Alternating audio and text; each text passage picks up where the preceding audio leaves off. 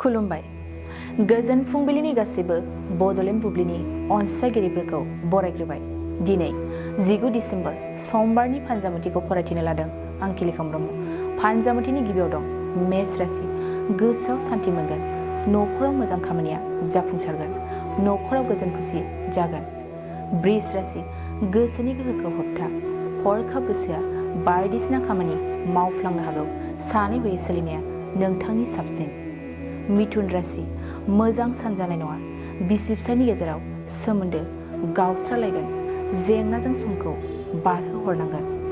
कर्कट राशि। हरखाब गोसोआव गिनाय साफिगोन, गोसोनि गिनाया नोंथांखौ गोजोन होनाय नङा, दिदोमथि गैयै गोसोजों सोलिनांगोन। सिंह राशि। सोरनिबा मदद मोनगोन, मोननाय मददा नोंनि गोसोखौ रंजाखांहोगोन, दिनै मानोबा हाजासे रंजाखांगोन। कन्या राशि। मोजां सान नङा, हरखाब रां खहा जागोन, रांखौ ओरैनो बाहायगोन, फालांगि बिथिङाव बांसिन खहा जागोन।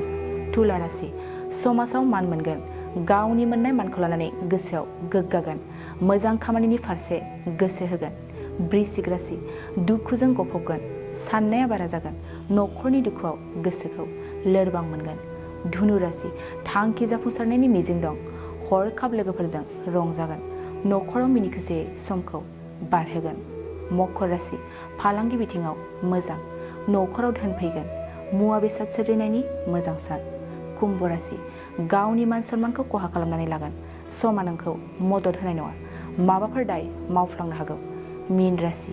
न'खराव बबेबा जेंनाखौ लानानै नांलायगोन, दावराव दावसिजों न'खरनि जेंनाया गोसारहोगोन। दिनै सानसेनि राशि फरायथिनायाबो एसेनोसै।